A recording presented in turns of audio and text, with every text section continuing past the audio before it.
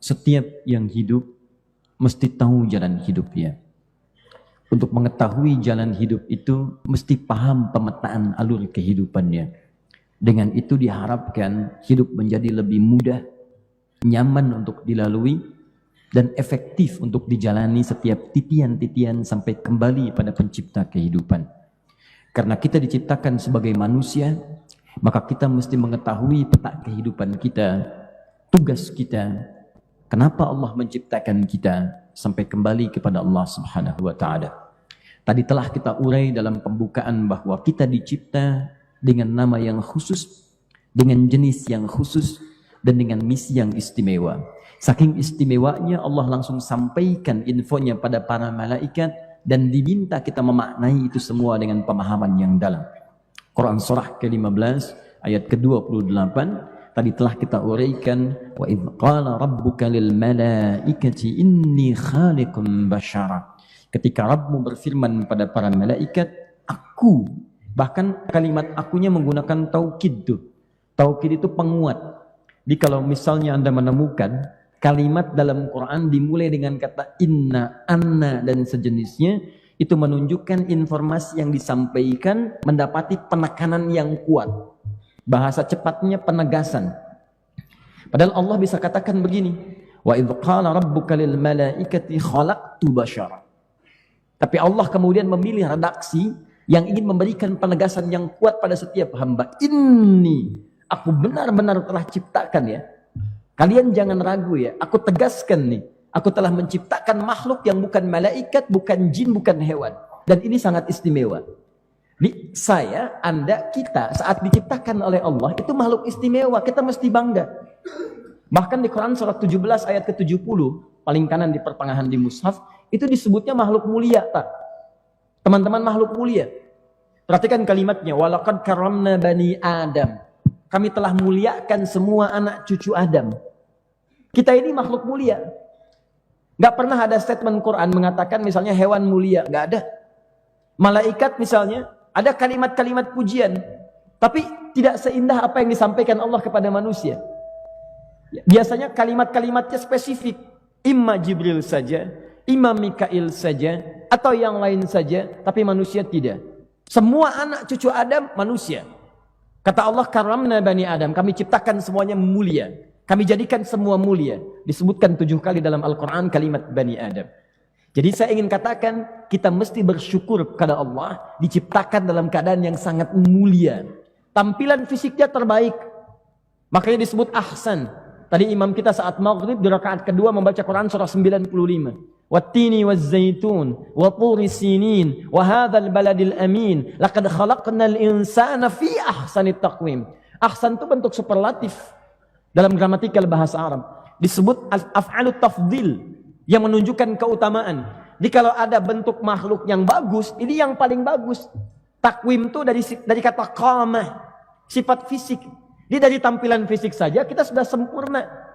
Kalau ingin mengecek bagaimana indahnya antum, main ke kebun binatang. Keluarkan semua jenis hewan, bikin antrian, cek. Ya, maaf, gelombang pertama para monyet dengan segala jenisnya. Kasih cermin, lihat antum, lihat monyet, masih bagus antum. Paling pemberani singa, lihat lagi sempurna antum. Saking sempurnanya kata Allah, jangan robah ya, jangan robah. Tuh cek, jangan dirobah-robah. Jangan ikuti bisikan-bisikan setan yang meminta Anda merubah tampilan fisik. Karena sempurna. Jenis kelamin sempurna. Warna mata sempurna. Bentuk hidung sempurna. Semua bagus. Syukuri itu yang paling bagus buat kehidupan kita. Dicipta laki-laki, laki-laki bahagia dengan itu. Dicipta dengan perempuan istimewa sampai turun ayat ditegaskan jauh sebelum kita lahir. Di masa Nabi Isa alaihissalam, beberapa masa sebelumnya, Isa itu kakeknya adalah Imran. Neneknya Hanna. Hanna lahirkan anak namanya Maryam. Begitu lahir perempuan, dipuji sifat perempuannya oleh Allah. Pengen anak laki-laki, lahir perempuan. Kata Allah, walaisa dzakaru kal unta. Ingat ya, perempuan pun punya keistimewaan yang tidak sama dengan laki-laki.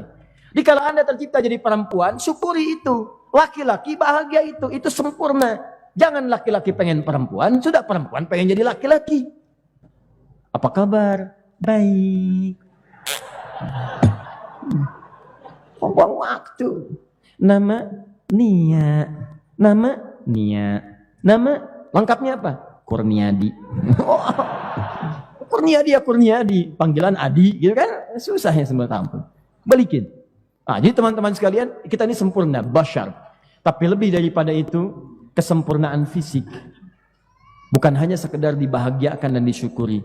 Tapi yang harus kita tahu, fisik sempurna ini mau dipakai apa saat diciptakan. Itu poinnya. Awas, ini materi dahsyat, saking dahsyatnya anak-anak tuh. Sampai nangis tuh. Baik, yuk kita teruskan. Lalu diberi nama dengan Adam, manusia pertama ini.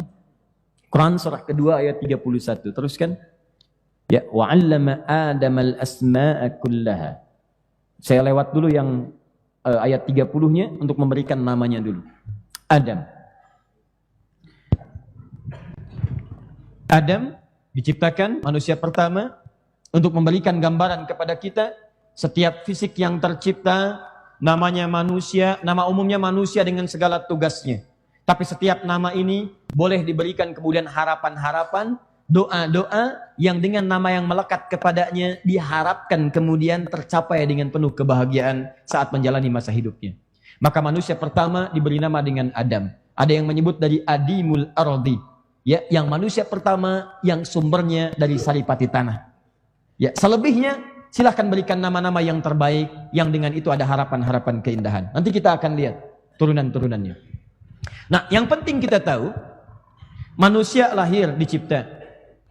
Kemudian diberi nama, wa 'allama Adam al-asma'a kullaha. Ini. Nah, kenapa mesti dicipta? Apa tujuan penciptaannya? Dan bagaimana dia menjalani misi penciptaannya itu? Itu yang kemudian diterangkan langsung oleh Al-Quran dan dikabarkan pada kita semua. Ternyata makhluk yang sempurna ini, yang fisiknya lebih baik daripada makhluk-makhluk yang lainnya dibandingkan dengan hewan atau yang lain, dia punya dua tugas yang paling utama. Tugas pertamanya disebutkan di Quran surah kedua ayat ke-30. Tugas yang kedua yang utamanya pun disebutkan di Quran surah 51 ayat 56. Awas pahami, kalau ada manusia hidup sampai dengan hari ini, tapi keluar dari dua tugas ini, ada yang salah dalam perjalanan kehidupannya. Ada yang keliru. Dan kekeliruan itu akan berdampak sangat fatal ketika kita kembali kepada Allah Subhanahu wa ta'ala. Bukankah Anda bekerja, menjalankan tugas tidak sesuai dengan perintah, Anda punya mendapatkan resiko yang tidak biasa? Anda tugasnya mengajar jadi dosen di ITB, datang ke kelas malah jualan. Bapak selain mengajar juga berprofesi sebagai ini nih, entrepreneur. Yang Bapak sekarang buat produknya pisang dengan gaya yang tingkat tinggi. Kita kan bab gaya ya, ini Bapak ciptakan pisang dengan gaya yang khusus. Tawarin, nanti kalau waktu istirahat beli pisang ini. Muncul lagi, besoknya datang lagi nawarkan jas, nawarkan baju. Keluar dari garis tuntunan, Anda bermasalah. Jadi dalam hukum manusia saja, Anda meninggalkan tugas di luar kewajiban, Anda mendapatkan resiko yang tidak mudah. Bagaimana ketika hubungan Anda dihubungkan dengan Allah Subhanahu wa ta'ala yang memberikan tugas kehidupan? Satu. Awas, yang pertama ini langsung disebutkan dengan gambaran penciptaan. Masih ingat di Quran surah 15 ayat ke-28, awal ayatnya berbunyi apa? Wa'id qala rabbuka lil malaika. Itu ayat penciptaan. Ketika diberikan misi, sama persis awal ayatnya. Ini wa'id qala rabbuka lil malaika, yang itu pun wa'id qala rabbuka lil malaika. Buka Quran surah kedua ayat 30, paling kiri sebelah atas. Wa'id qala rabbuka lil malaikati, sama persis dengan Quran surah 15 ayat ke-28. Wa idh qala rabbuka lil malaika. Tapi yang pertama inni khaliqun basyara, yang kedua langsung diberikan penjelasan misinya. Inni ja'ilun fil ardi khalifah. Ja'il. Yang pertama khaliq. Khaliq dari kata khalaqa. Menciptakan sesuatu dari yang tidak ada. Tidak ada jadi ada. Semua bahan, semua hasil, semua macam-macam bentuk, produk segalanya tiba-tiba ada. Itu bedanya dengan makhluk. Kalau makhluk membuat sesuatu dari bahan yang sudah ada. Bikin papan tulis, apa tiba-tiba jadi? Ting, papan tulis mustahil. Ada bahannya dulu. Ada tripleknya, ada aluminium, ada macam-macam, dirangkai jadi papan tulis. Tapi kalau Anda membuat sesuatu, dan ini mustahil. Membuat sesuatu tanpa bahan sebelumnya, bahkan bahan Anda yang adakan, segalanya Anda yang adakan, semua ada. Maka penciptaannya disebut dengan khalaqa namanya. Khalaqa. Penciptanya disebut dengan khalik. Allah menyebut dirinya dengan khalik karena dia mencipta dari yang tidak ada menjadi ada seketika. Khalik. Paham sampai sini? Yang dicipta disebut dengan makhluk.